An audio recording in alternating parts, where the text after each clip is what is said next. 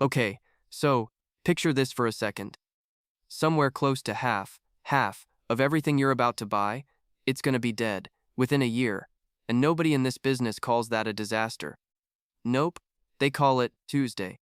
Losing half your herd every single year forever. That's just the cost of staying in it. Now, that grim little baseline, it's hiding the real shape of what you actually bought. You didn't buy a hobby, you bought livestock. Living, breathing livestock, running at a mortality rate no rancher, no dairy farmer, no poultry guy anywhere on the planet would ever call normal. And, get this, every single dollar in this video traces back to that one fact. So hold on to that, alright? Because here's the picture I want you to keep in your head for the rest of this. A colony you own, it behaves like a leased delivery truck. One you're contractually obligated to rebuild, by roughly half, every single year, before the next season's roats even start. Using parts and labor you supply yourself. You'll come back to that fleet image more than once, because, honestly, almost everything from here on out is really just the cost of keeping that fleet on the road. Alright, let's start with what it actually costs, just to get one colony breathing under your name. A 3-pound package of bees, with a young mated queen already inside, that runs you somewhere around $140 to $200 at current retail. Though, the United States Department of Agriculture's own 2025 survey, the actual real transactions, puts the average closer to $110 a package. A nucleus colony instead? 5 frames, already drawn out, brood, food, a laying queen, basically a starter business, already running, that's closer to $130, $250, a single replacement queen, mailed to you in this tiny little cage? About $22, on average.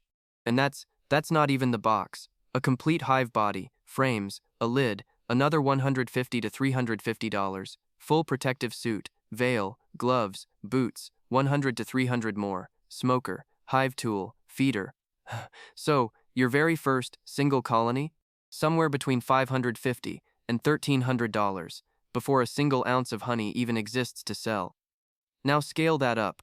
A 10-colony operation, still just a side income, not a real business yet, that's close to $7,500 to $11,500, once you add a vehicle, an extractor, enough gear for 10 colonies instead of one.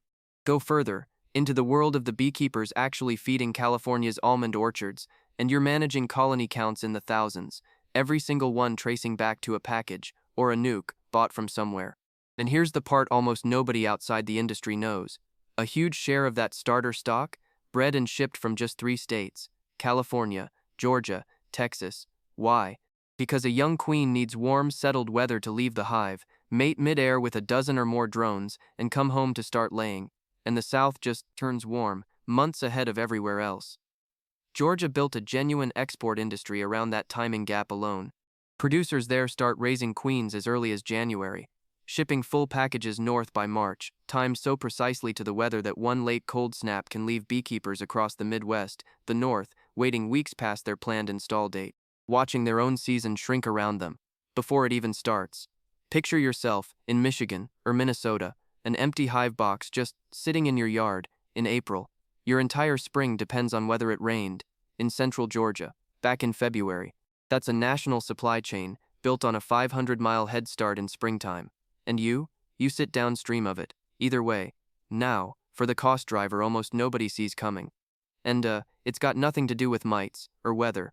Americans eat roughly 550 million pounds of honey a year. You, the domestic beekeeper, supply only a slice of that. United States production came to 116 million pounds in 2025. A bit more than 1 pound in 5, on the shelf. The rest arrives from overseas. And here's where the mechanism gets genuinely clever, in the worst way, for you. In 2001, the United States government slapped a duty, roughly $1.20 a pound, on honey imported from China, after ruling that Chinese producers were dumping honey below their own cost to bury American beekeepers. The tariff worked, exactly as intended, for about as long as it took someone to find the gap in it. Chinese honey started getting shipped instead, to countries with no tariff attached. Malaysia, Indonesia, Thailand, India, quietly blended, or simply relabeled with a brand new country of origin, then shipped onward into the United States, as if it had skipped China's border entirely. Federal investigators eventually named this scheme Honeygate. By the time charges landed, prosecutors said the transshipping had let importers dodge more than $180 million in duties, some of it honey cut with corn syrup, rice syrup, some of it carrying antibiotics banned in American food entirely. Two of the country's largest honey processing companies paid multi-million-dollar fines, agreed to compliance programs rather than fight it in court. And the laundering? It persisted at scale. Long after those charges too, honey gets routinely ultra-filtered to strip out the pollen that would otherwise let anyone trace its true country of origin. Which is precisely why the practice persists.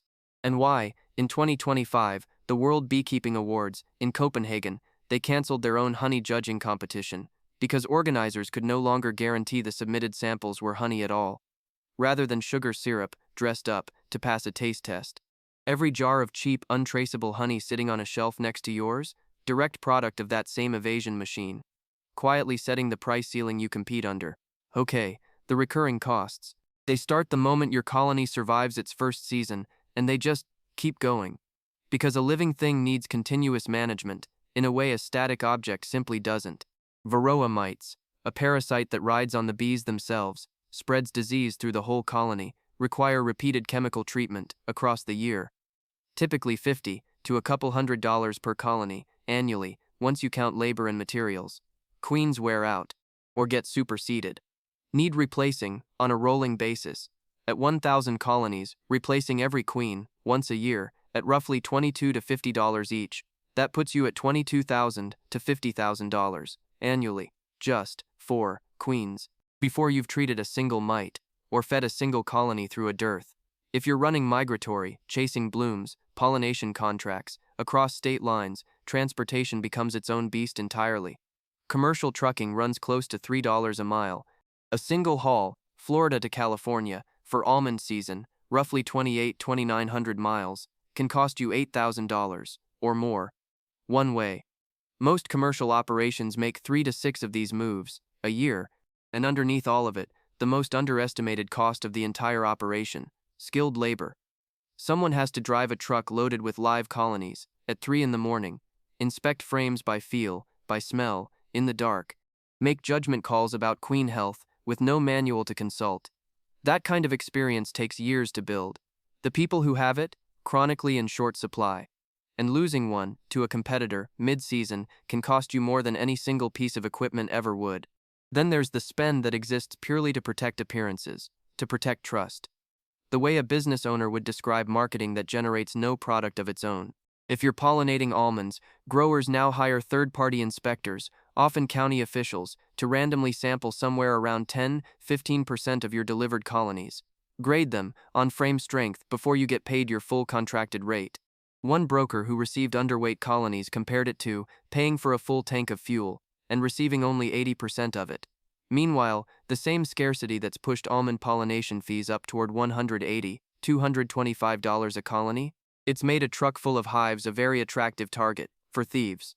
California recorded an 87% rise in reported hive thefts since 2013, losses running into the millions of dollars. Individual stolen colonies now carry a replacement and lost production cost that beekeepers put at $350 up to a full $1,000 each. So now, operators pay for GPS trackers hidden inside hive boxes, security cameras at the bee yards, private investigators who specialize in nothing but recovering stolen livestock that happens to fly. None of that spend produces 1 extra ounce of honey.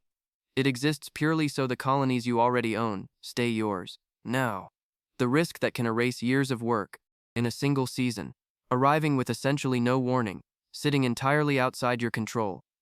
Between June of 2024 and April of 2025, commercial beekeeping in the United States absorbed the worst die-off ever recorded.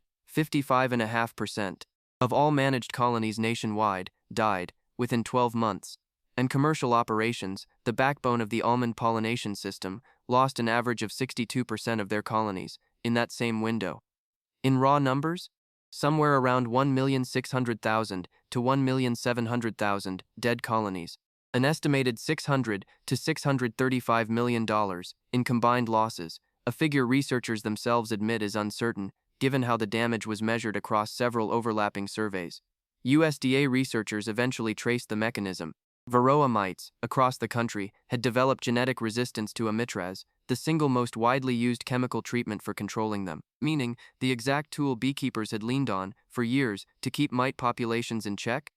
It simply stopped working, silently, in colony after colony after colony. Resistant mites kept feeding, kept spreading deadly viruses, even as beekeepers applied the treatment exactly as instructed.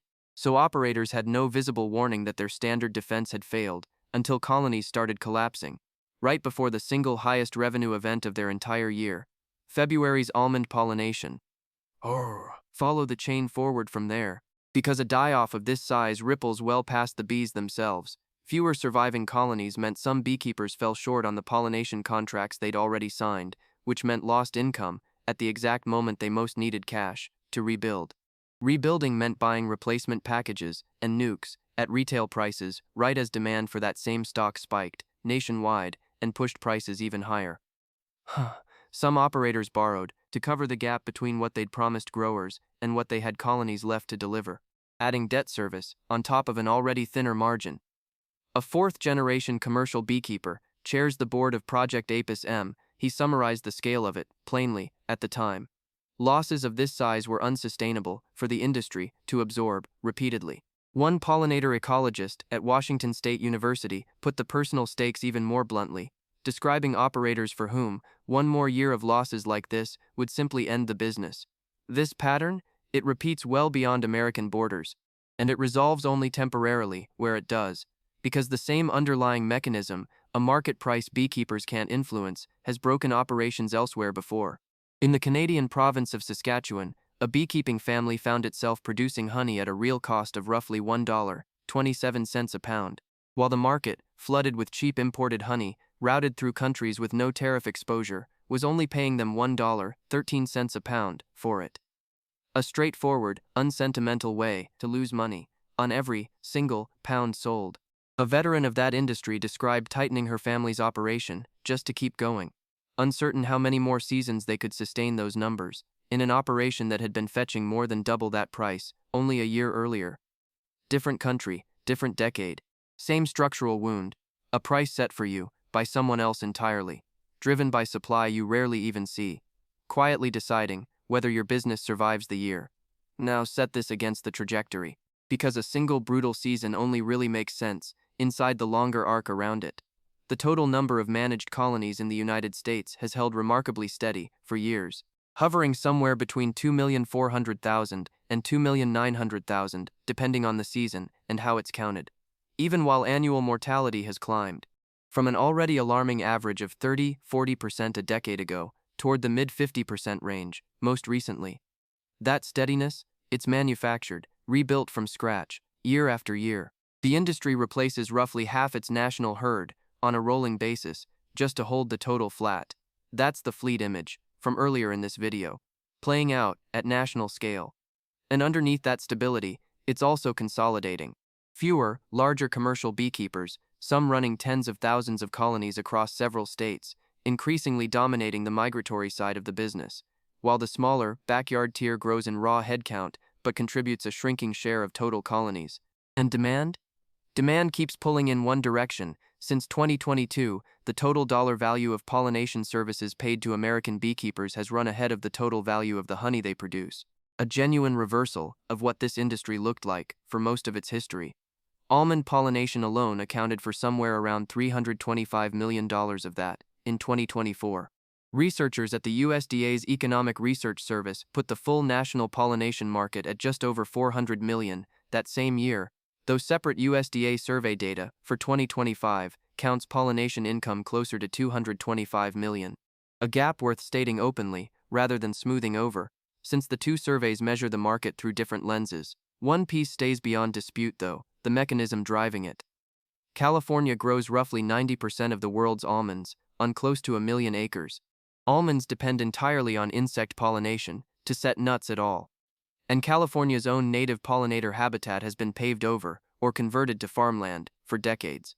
So, essentially every commercial colony capable of making the trip, somewhere between 60 and 85% of the entire country's managed colonies, by different estimates, migrates into California every February.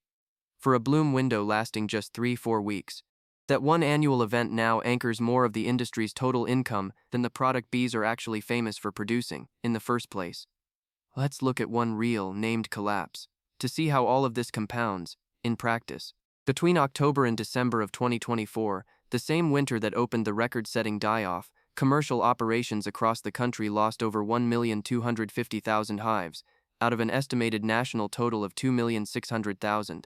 Hives that beekeeping analysts valued, collectively, at roughly $139 million. Multi-generational, family-run beekeeping businesses, some that had weathered every hard winter for decades, found themselves close to insolvency within a single season, because the loss landed at the worst possible moment, right before the almond contracts that fund the rest of their year. A colony that dies in December cannot be resurrected by April. It has to be replaced, at retail prices, in a market where every other beekeeper is trying to buy the same scarce stock, at the exact same time, from the same 3 southern states already running near capacity, before the crisis even hit. All right, let's weigh the different corners of this business against each other, because the mechanism and the numbers point in genuinely different directions, depending on where you sit inside it. Hobbyist beekeeping, 1. A handful of colonies rarely clears a real profit on a spreadsheet. A 2-colony operation might net somewhere around $1,000 to $3,000 across its first 5 years, once every cost is counted honestly, which works out to a few $100 a year for what amounts to a part-time unpaid job. And its strongest financial argument, in several states, Texas, chief among them, is a genuine piece of financial engineering. Rather than the honey itself, put a handful of hives on qualifying rural acreage under Texas's agricultural valuation law, and the county reassesses your land at agricultural productivity value, instead of market value. A swing that can cut the taxable value of that acreage by 80–98%, and save a landowner thousands of dollars a year. An incentive originally built for cattle and hay that a 2012 change to the tax code extended to a handful of beehives. Commercial migratory beekeeping sits at the opposite end, structurally stronger because it's diversified into pollination income that now outweighs honey, but carrying far greater exposure to the catastrophic mortality risk and capital-intensive logistics described earlier in this video. A genuine trade of stability. For scale, sitting quietest of all, the Southern Queen and package producers, who sell the replacement stock that the entire rest of the industry is forced to keep buying every single year, regardless of who wins or loses the honey market. A position that profits directly from the industry's structural instability, rather than despite it. There's one more piece of financial engineering worth knowing before any verdict, because it changes who ends up bearing the cost of a bad year. The federal government classifies your honeybees as livestock for disaster assistance purposes, which makes you eligible for the Emergency Assistance for Livestock, Honeybees, and Farm-Raised Fish program, a payment that reimburses 75% of qualifying colony losses, rising to 90% for beginning, veteran, or otherwise disadvantaged producers.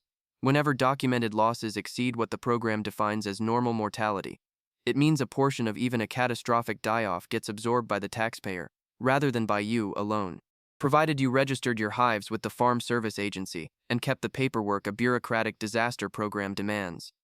Few hobbyists ever learn this program exists. Most commercial operations treat it as a core part of surviving a bad year, planned for in advance.